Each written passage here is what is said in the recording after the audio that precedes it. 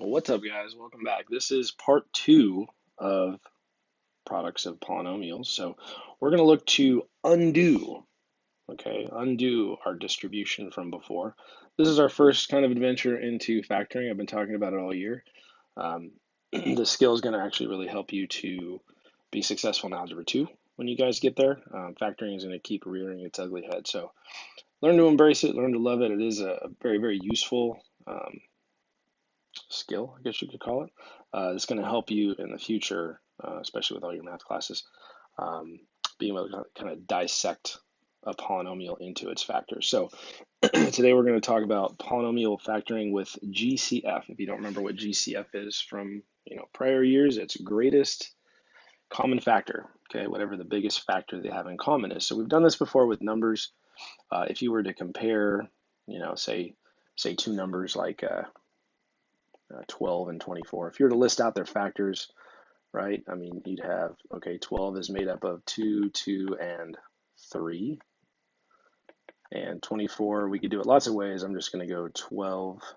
Well, if we're going to make a factor tree, it would be 12, 2, 6, and 2, 3, and 2. So we could, write out its prime factors as 2 times 2 times 2 times 3. So if you're not sure what the greatest factor of a number is, easiest way to look at it is to look at the two factor trees and then just start matching up terms. You might remember this from years past. So we know they both have a 2 in common, but they also have another 2 in common, and they also have a 3 in common. So if you multiply everything they have in common together, that gives you their greatest common factor. So in this case, 12 seems kind of obvious. 12 would be the greatest factor they both have in common, which makes sense because 24 is a multiple of 12, right? So, oh, my formatting's messed up. Oh, that's okay. I'll just explain what it says. So, looking back at what we did prior to this, we were just doing distribution, right? So we were distributing these monomials to the polynomial. So 35x to the fifth plus 35x to the fourth y plus 42x cubed y squared. So just distributing that monomial. All right, so technically or typically, and this should be a do now, but obviously we're not doing do nows right now. So if I was just to double check my understanding of this, if you want to pause it and do the problem and then check, that's fine. This is going to be 48x squared y plus 42xy squared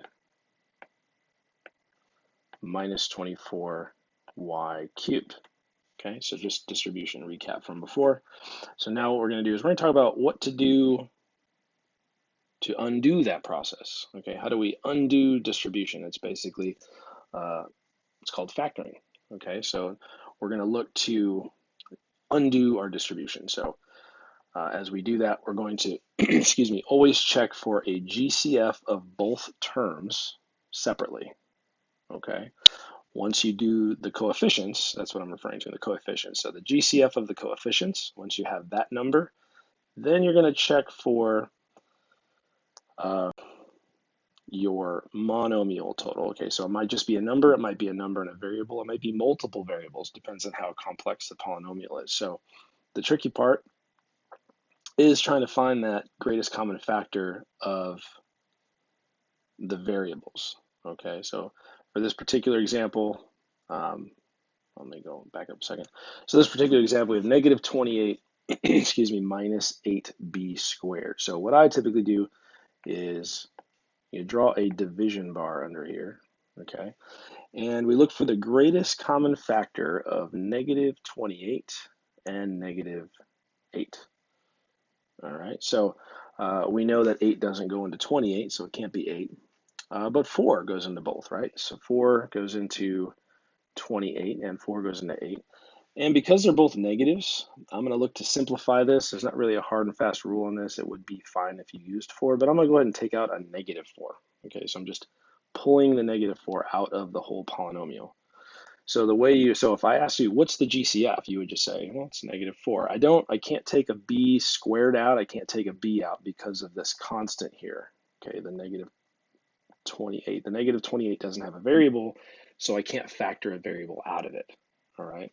So once we factor this, the way you write it is the opposite of what it looks like to distribute. So we're going to take that GCF and we're going to put it right outside a set of parentheses. And then inside the parentheses, we're going to take what would be the quotient, right? If we divide this -28 by -4, it's going to give us 7. And then I'm also going to divide -8 by -4 to get a positive 2b squared. Now, the nice thing about factoring, and this is going to hold true for the rest of your math life. The nice thing about factoring is you have a really easy way to check it. If you just do some mental math and distribute it in your head, you should get back to where you started from, okay?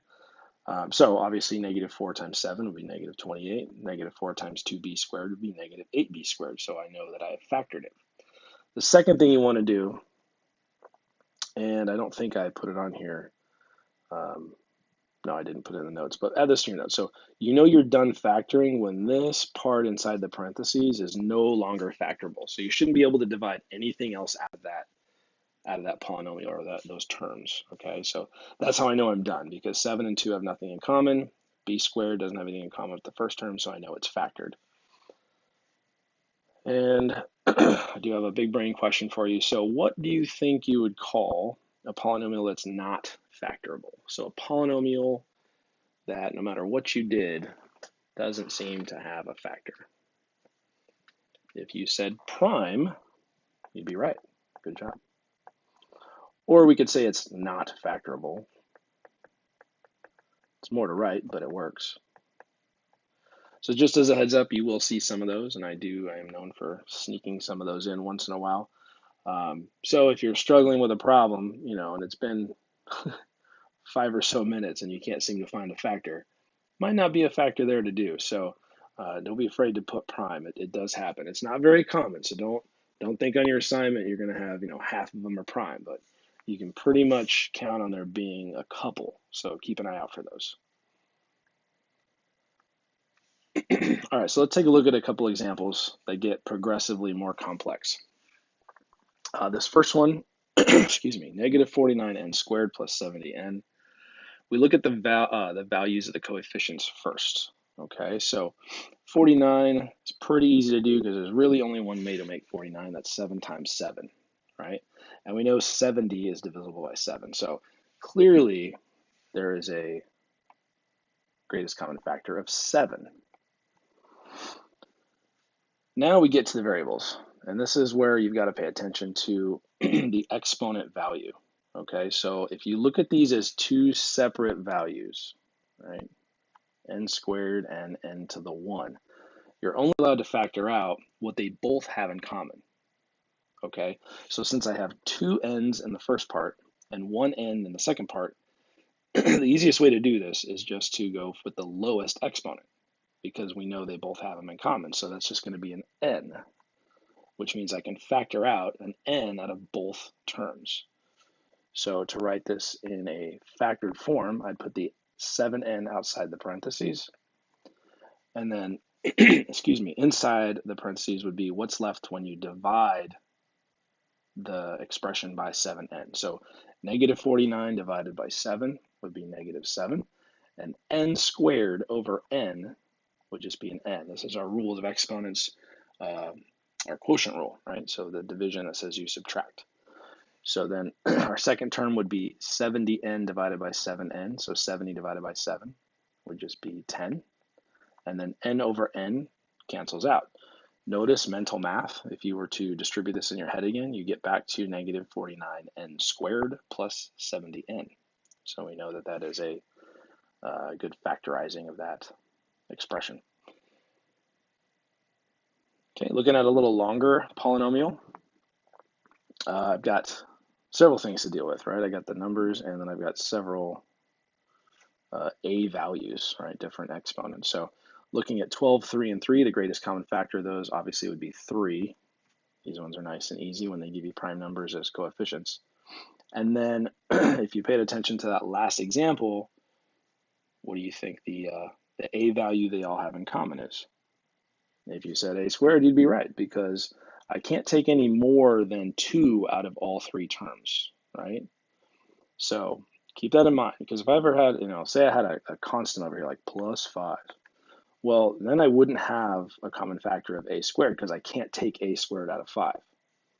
So that's not the case. So I'm going to go ahead and take an a squared out. So 3a squared. And then inside the parentheses is whatever's left after I do the division. All right, so 12 divided by 3 is 4. A to the 5th over a squared is a cubed. 3 over 3 is 1. And a to the 4th over a squared is just a squared. So I'm going to put plus a squared. Keep in mind there's a 1 there. I don't have to write it.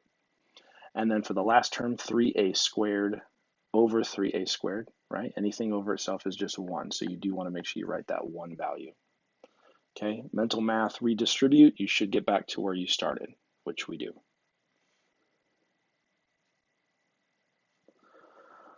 All right, so a little more complex because we've got more than one letter or the one variable to deal with. And I'm going to go ahead and use the factor tree method on this just to kind of show, for those of you that would rather do the factor tree, just to kind of double check and make sure that you're doing it correctly. If we were to factor down 36, right? We know it's 6 times 6. 6 is 3 times 2 and 3 times 2. So there's the prime factors for 36. If I do the same thing for 27, there's lots of ways to do it. I'm just going to go through, well, 3 times is not really the only way to do it. So 3 times 3 times 3 gives me 27, right? So if I'm looking for the greatest common factor, I know that they both have a factor of 3, so those match up.